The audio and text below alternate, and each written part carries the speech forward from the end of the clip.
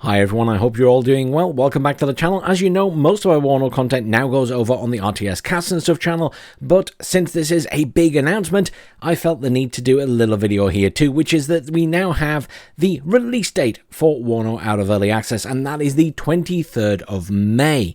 There will also be multiple editions available for purchase at the time of launch. So as you know now, if you buy the early access version, you get a couple of extra divisions, 5 in total. However, if you buy the game after launch, you will have to buy these as an additional pack. So they will be part of the early access pack, which will cost $9.99 or €9.99. The standard base version of the game will be $39.99 or euros respectively. This will include the base content of the game, 5 army general campaigns, 8 operations, 18 divisions, and the 6 nations involved in those divisions, as well as obviously skirmish, multiplayer, and cooperative modes. And then there's going to be a special gold edition of the game. This will have a price tag of €79.99 or dollars, and this will include 2 ebooks with almost 200 pages of history, information about the game, the operations, the army general campaigns, and the divisions, etc, etc. The gold edition also includes a pre-order of the first 2 expansions, North Ag and South Ag, which will add additional army general campaigns, operations, and 10 new divisions each. And these will normally cost $24.99 or euros, and it will also include 2 Nemesis DLCs, which are mini DLCs, usually coming in at a price of $4.99 or €4.99 euros, and these include 2 new divisions. The first one of these has been pre-decided as the Air Assault Nemesis DLC, however, the next one will be chosen by the community.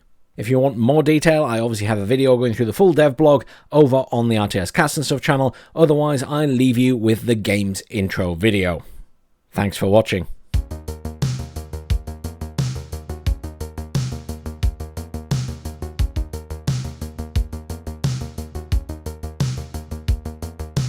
The date is 1989. The Cold War is ending and the world looks ahead to a brighter future. But history could have easily gone a very different way. Back in 1985, Mikhail Gorbachev became the new General Secretary of the Communist Party of the Soviet Union. But his attempts at reforming the ailing USSR brought him on a collision course with the most orthodox, Stalinist wing of the party. What if history had taken another patch then? What if Gorbachev and his reformist allies were removed from power in a ruthless palace coup in April 1987? Replacing them by a troika representing the party, the KGB, and the army. The old guard brought the Soviet Union back to heel, and any trace of political overture quickly forgotten. Unrest in the Baltic states and Armenia was crushed without remorse. Even neutral Finland, though not a Soviet state, was brought back in line, in a covert move reminiscent of President Dubček's forced resignation after the Prague Spring of 1968. The so-called Helsinki coup of 1987 was the trigger of a further worsening and renewed tension between the West and East. An outraged U.S. President Ronald Reagan initiates a second phase of the so-called New Cold War he devised in the early 80s. An even more aggressive posturing in Western Europe is instigated, which includes the funding of counterinsurgencies and defense armament deals with old and new allies alike.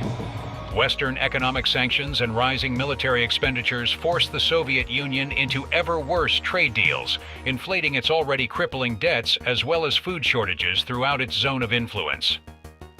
When a larger-than-ever version of NATO's Reforger exercise was announced for September 1989, the Troika paranoidly believed it to be an elaborate smokescreen for a land conflict in Western Europe.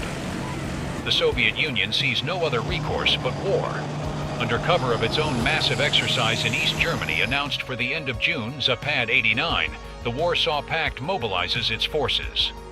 While standing troops are brought to full combat readiness, reserves are only moderately recalled to avoid NATO detection.